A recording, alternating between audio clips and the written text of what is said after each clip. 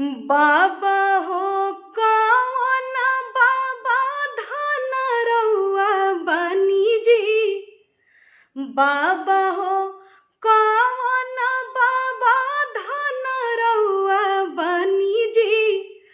कहिया के हरदी जतन कैले बनी जी।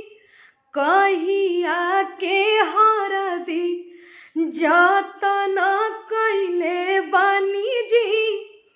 कहिया के हरदी पापा हो कौन पापा धन रउआ बनी जी। पापा हो कौन पापा धन रउआ बनी जी।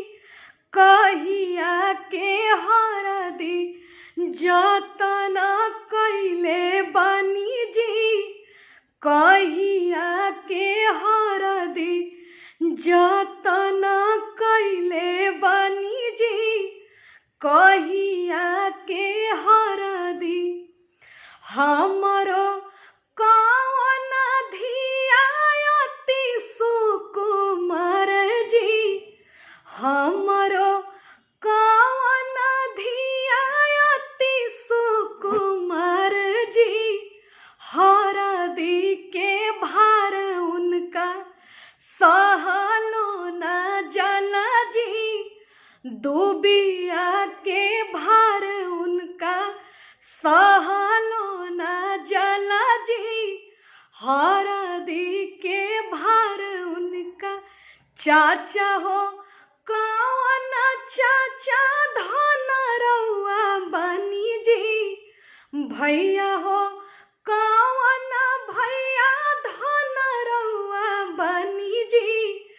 कहिया के हरदी जतन कैले बनी जी।